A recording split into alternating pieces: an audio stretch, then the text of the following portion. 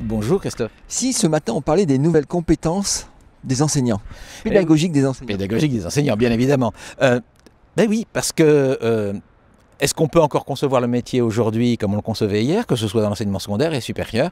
La réponse est évidemment non, mais la question c'est que...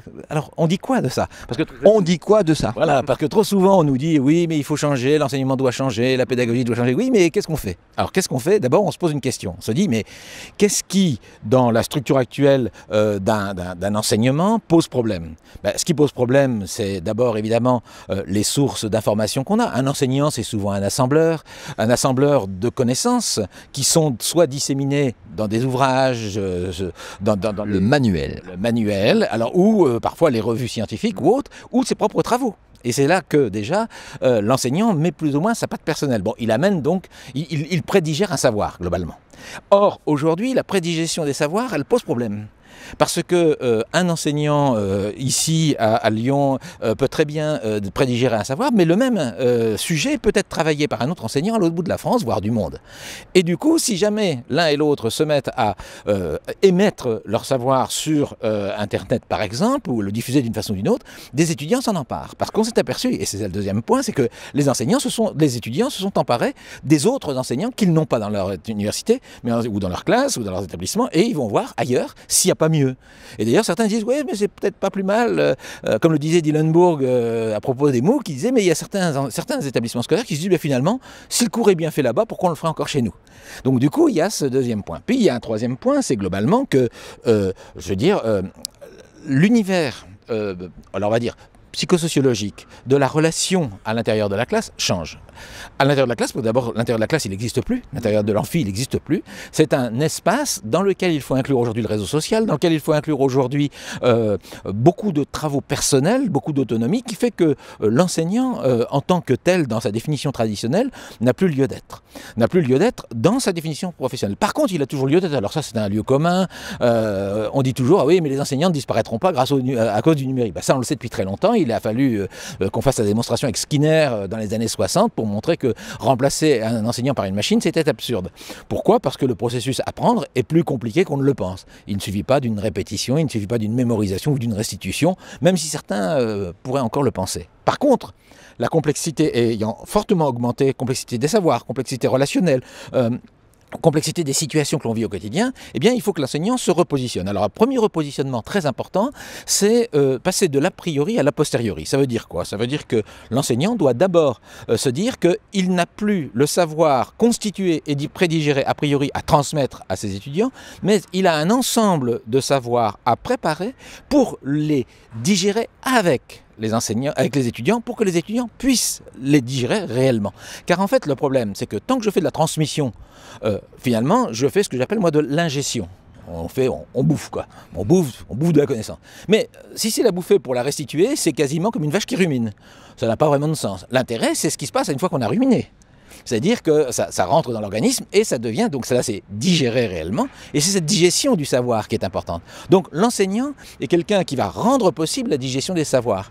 D'où le fait que cette digestion, elle se fait a posteriori de l'accès au brut du savoir, elle se fait dans le travail justement intime qui se passe dans la tête de l'étudiant et qui se passe dans l'interaction entre l'étudiant et ses pairs, entre l'étudiant et l'enseignant, ce que l'enseignant doit mettre en place. C'est ce que j'appelle l'accompagnement. L'accompagnement, c'est souvent mal compris. Moi, quand je dis l'accompagnement, c'est ce qu'on appelle cheminer avec. C'est tu t'assois à côté d'un étudiant, puis tu résous avec lui le problème, ou plutôt tu lui permets de résoudre le problème. Tu lui donnes des clés. Voilà, tu l'interroges, tu essaies de le faire travailler, de le faire digérer. Tu fais travailler le processus de digestion. Alors ça, c'est le premier élément. Mais le deuxième élément, et ça c'est un élément extrêmement important qu'on met trop souvent de côté, et qui est une compétence extrêmement complexe pour les enseignants, et qui va le devenir de plus en plus. C'est ce que j'appelle la dimension structurante. Ce qu'on appelle l'accompagnement d'un côté structurant, le structurant est essentiel. On l'oublie trop souvent. Parce que quand on travaille avec des enseignants, on leur dit, vous savez, accompagner, oui mais c'est quoi? Alors quand on regarde les façons de faire, en fait, ils accompagnent de multiples façons. Il n'y en a pas de bonnes, il n'y en a pas de mauvaises. Simplement, les façons d'accompagner ne sont pas les mêmes tout le temps. Mais par contre, ce qui est important, c'est est-ce qu'il y a une structuration? En effet, le problème auquel on est confronté aujourd'hui, c'est que la plupart des savoirs, qu'ils soient dans la tête de l'enseignant, qu'ils soient dans la tête de l'élève, qu'ils soient sur Internet, qu'ils soient n'importe où, sont en fait peu structurés et de moins en moins structurés du fait de leur prolifération. Donc, il y a, outre l'ingestion, première étape, 2, la digestion, troisième étape, la structuration, c'est-à-dire le rendre opérationnel. Hein, c'est un peu le travail de l'intestin, si tu veux, dans l'organisme. Hein. Bon, excusez-moi, on est en fac de médecine ici. Hein. C'est vrai. Il ne faut pas l'oublier.